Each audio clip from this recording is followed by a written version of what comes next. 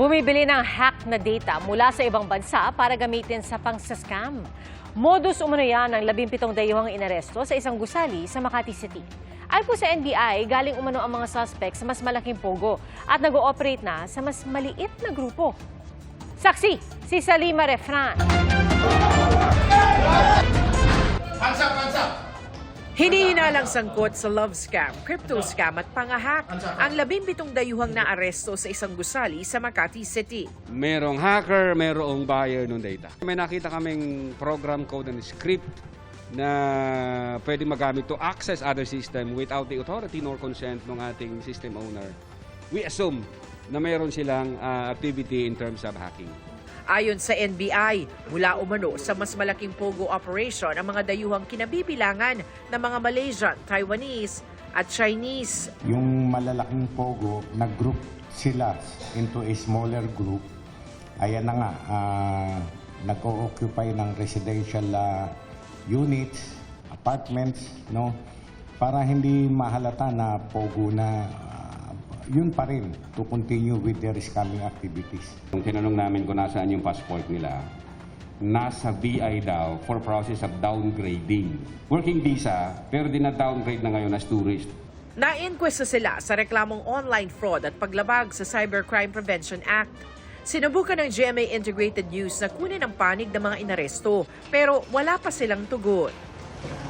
Sa Laguna, ininspeksyon naman ng PAGCOR, Presidential Anti-Organized Crime Commission o PAOK, Binyan LGU at Binyan Police, ang New Wave Infotech Limited Philippines. Pero may kakaiba silang napuna. Kung makikita ninyo, yung mga computer, nakabagsak na.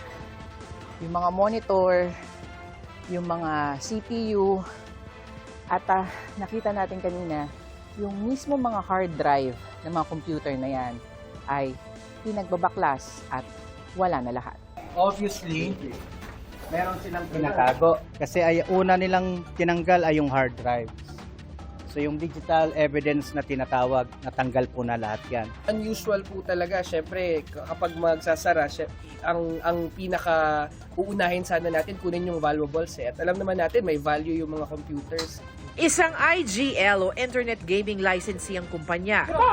Pero sabi ng PAOK, may impormasyon sila na pinangasiwaan raw ito mismo ni Lin Shunhan alias Boss Boga na umano'y godfather ng illegal pogo sa bansa.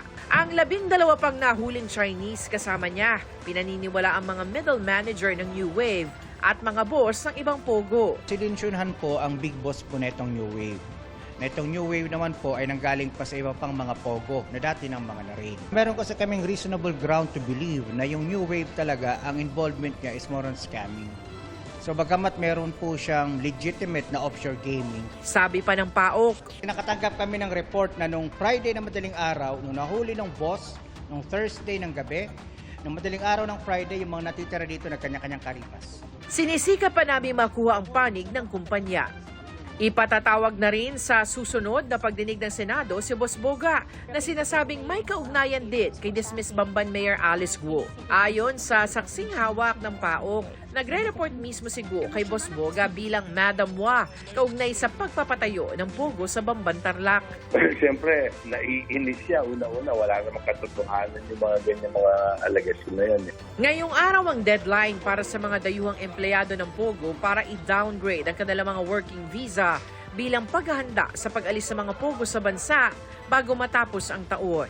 Bibigyan sila ng temporary visitor visa at 59 days o halos 2 buwan para lisanin ang Pilipinas. Sa tala ng Bureau of Immigration, nasa 12,000 pa lang ang nagsumite ng voluntary downgrading. Yung legal po na aalis ng bansa will not be blacklisted, will still have the opportunity to come back to the Philippines for legal reasons. But yung mga magpapaiwan po hindi sumunod sa mga polisiya ng ating gobyerno, ay sila po ay madideport and mabablacklist. Aminado ang PAOK, hindi madali ang pagtugis sa nasa 100 pang illegal na pogo. Nagbabala rin sila sa mga property owner na huwag masisilaw sa alok na pera ng mga pogo operator na naghahanap na mauupahan. Please make sure that you do your due diligence kasi kapag napatunayan ho namin na hinayaan ninyo magamit ang inyong facility sa illegal na aktibidades, ipapasara ho namin kayo. Kami magpa-file ng civil forfeiture para makuha ng gobyerno yung inyong mga property. Para sa GMA Integrated News, Salima Refra ng inyong saksi.